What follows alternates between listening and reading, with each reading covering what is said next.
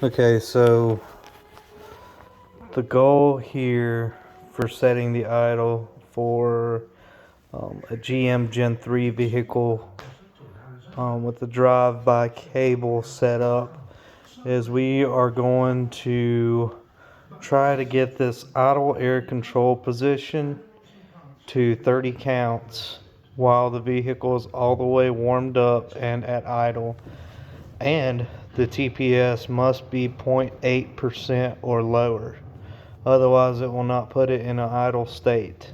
So if we're at 0 right now, that means we need to close the throttle body. So in order to get it to the 30, we would close it, probably half turn, and give it about 30 seconds and see what that number comes up to.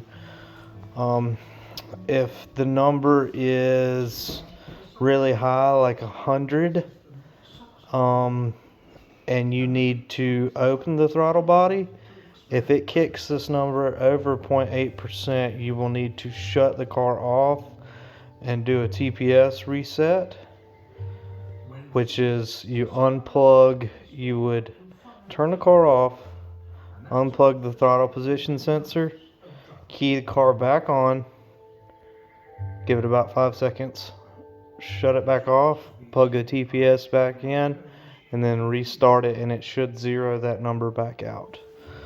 But like I said, we're trying to be all the way warmed up and get this number to 30.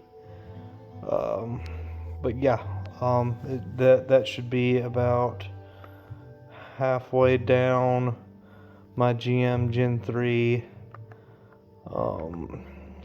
channel configurations. You can see right here, this one was at 1046 RPMs, and it was trying to idle down, but it could not idle down anymore because the idle air controller was all the way closed, not allowing any more air to bypass the throttle body. So what it'll do is it'll start knocking the timing out to bring it down as well.